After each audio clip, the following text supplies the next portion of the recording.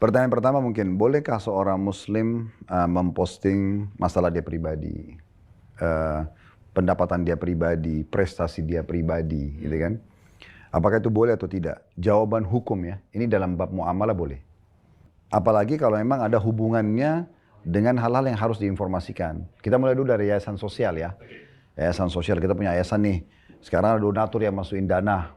Kita nggak mungkin nggak menginformasikan dong ke medsos kita. Nah ini loh, kita udah sumbang ke Palestina, kita sudah sumbang ke pembangunan masjid yang di Jawa Tengah, misalnya, atau yang di mana di Afrika, gitu kan. Cerita update-nya, foto-fotonya, segala macam itu memang harus kita sampaikan. Nah kita ada proyek lagi nih, nanti proyek lagi di sini, biayanya sekian, ya mau silakan. Nah itu kan semua boleh saja. Nah sebenarnya baik itu yayasan atau individu boleh saja. Kalau misalnya ada antum temuin nih seseorang di pinggir jalan, miskin, sudah tua banget 70 tahun jual gorengan, kayaknya nggak pantas orang ini jual gini nih. Ah daripada saya sendirian biar orang satu Indonesia tahu deh, supaya orang-orang seperti ini jangan lagi ada dibiarin di jalan, ya kan. Nih saya temuin bapak tua ini orang seperti ini harus kita bantu segala macam. Di saat Atta dalam kondisi ikhlas karena Allah memang mau supaya orang ini dibantu, nggak ada masalah. Walaupun itu terekam kamera, Ustaz. Walaupun memang harus terekam kamera untuk orang tahu. Dari mana orang tahu kalau memang itu orang ada di situ? Kondisinya dia kan tidak mungkin. Masalah ria atau tidak ria itu kembali kepada niat masing-masing. Ria itu kan memang senjata pamungkasnya syaitan. Kita kalau lagi sholat nih, pasti dia bisikin tuh. Tuh di sebelah kamu ada mertua, ada atasan, ada pasangan, macam. Terus kita kayak diajak supaya perindah sholat itu. Kalau kita ikutin, ternyata kita indahkan sholat karena dia baru ria. Tapi kalau kita tetap santai aja, kita lawan aja itu. A'udzubillahi minasyaitonirrajim. Kita konsentrasi sampai selesai sholat, ya nggak jadi.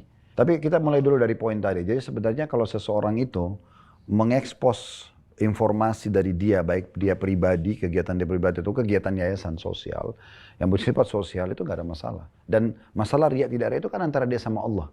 Kita nggak bisa pastikan orang itu riya atau tidak. Atau kita lagi ditawarkan nih, kita lagi di jalan ada orang minta-minta, oh kalau saya kasih saya riya nih. Itu nggak, berarti kita akan selalu nolak orang yang minta bantuan otomatis. Karena tidak selamanya kita bisa bantu orang dari belakang. Kan gitu. Makanya saya bilang tadi, batasannya riya atau tidak itu dia niatnya antara dia sama Allah. Kita nggak bisa nilai itu.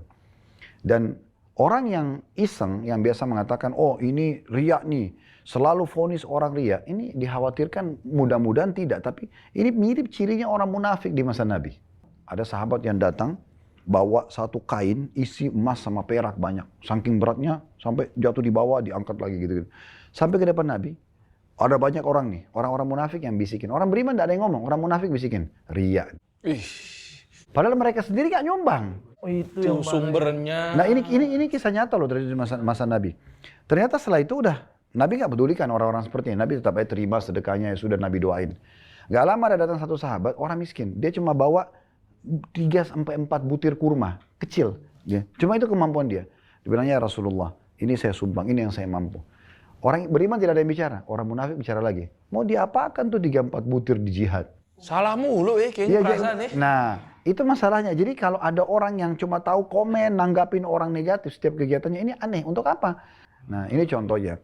Jadi kembali lagi, kalau masalah ria, bukan ria itu mungkin kembali kepada diri dia sendiri. Itu kalau berhubungan dengan kegiatan sosial.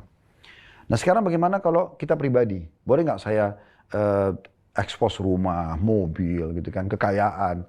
Nah ini memang sedikit agak sensitif. Dalam bab muamalah tetap dalam Islam boleh-boleh saja. Karena Allah mengatakan, binikmati rabbika fahadits. Kalau nikmat Tuhan boleh kau sebutkan. Misalnya, atas sekarang Masya Allah sudah bekerja, sudah punya income. Oh ya Alhamdulillah, Allah titipkan, Allah berikan, gitu kan. Itu boleh saja, kita kan ditanya. Gak ada masalah. Ini rumah baru saya beli nih, nilainya sekian misalnya. Nah ini yang dikhawatirkan, jangan sampai ada sedikit masuk masa sombongnya. Ini bukan masalah riyaknya tapi sombong, lebih ke sombong gitu. Nah kata Nabi SAW, orang yang ada seperti biji sawi dari kesombongan dalam hati tidak akan cium bau surga. Makanya kita harus hindari yang sombongnya. Tapi kalau misal, kita mau, Atta ini hadir sebagai seorang generasi muda muslim yang mau nunjukin ke anak-anak muda, muslim atau non-muslim di Indonesia, ayo kalian bisa kerja kok. Ini saya buktinya bisa. Nah, lebih kepada edukasi. Saya menyusun program saya, edukasi ya. Saya buat program begini nih. 1, 2, 3, jangka waktunya misalnya 5 tahun. Nah 5 tahun ini saya buat 1, 2, 3, 4, 5. Kalau mau yang mencontohin begini, ini hasilnya loh. Saya sampai bisa beli rumah, beli mobil. Lebih ke edukasi. Maka mudah-mudahan tidak ada masalah. Karena tujuannya memang jelas. Saya sarankan mungkin tidak semua komen harus ditanggapin. Itu dulu. Oh iya. Ya, karena pasti kita berbuat sesempurna apapun menurut kita dan sebaik apapun pasti pro kontra. Nah terus saya pernah dengar waktu itu sholat subuh Dr. Abdullah Juhani. Ini salah satu imam Masjid Haram yang tidak terlalu besar badan tapi suaranya bagus banget. Itu subhanallah cuplikan itu hanya iqamah, dia maju, dia jadi imam, dia baca seperti biasa Al-Fatihah surah sampai salam lah. Selesai salam udah saya dengerin tuh. Pas selesai salam saya mau keluar dari YouTube itu, saya lihat ada orang yang dislike. Dia cuma Allah Akbar, istau gitu kan, Allah Akbar gitu. Sampai salam, ada yang dislike. Coba, apalagi kalau antum ngomong, itu pasti ada saja. Jadi kalau saran saya, nggak usah tanggapin komen gitu. Komen tak penting gitu. Kalau memang komen itu menanggapi sesuatu yang positif, kita supaya lebih berkembang oke lah. Tapi kalau selalu menyalahkan perbuatan kita, ya nggak usah.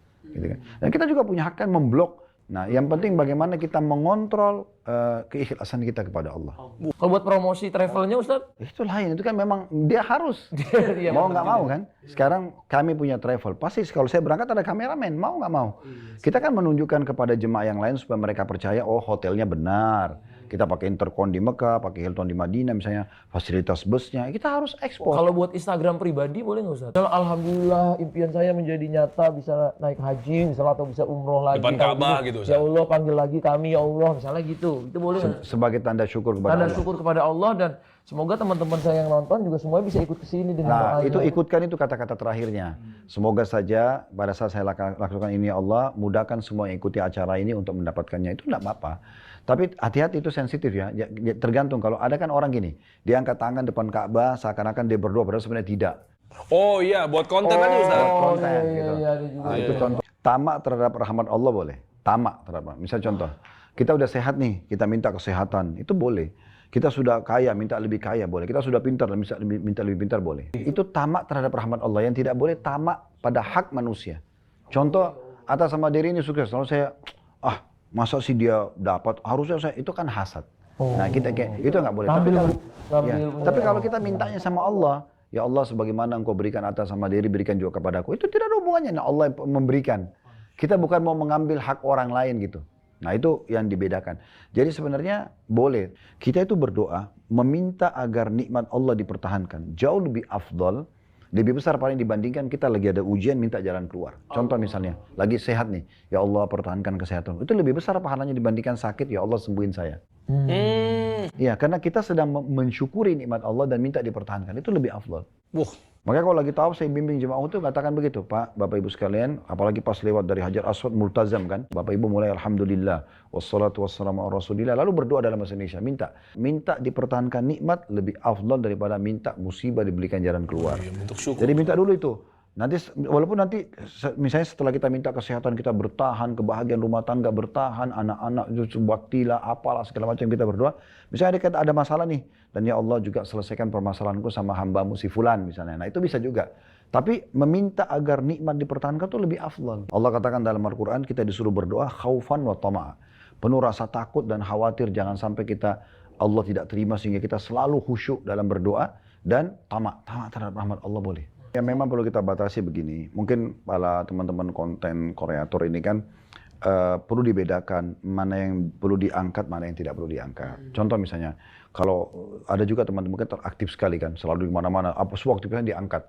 Nah nanti juga bahaya, agak sensitif. Kayak misalnya kalau dia ngaji diangkat, kalau dia azan diangkat, kalau dia sholat diangkat. Nanti malah takutnya memang sensitif ke riaknya.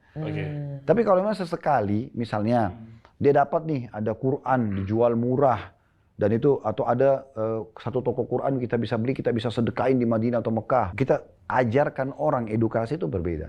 Dibandingkan kita lagi ngaji terus kita disoting. Apalagi tidak ada penjelasan apa-apa, kan orang akhirnya berpikir ngapain dia ini. Dan kita juga akhirnya terganggu. Tadinya kita duduknya lebih santai, kita lebih khusyuk, sekarang kita lebih hati-hati karena kamera kan itu agak sensitif.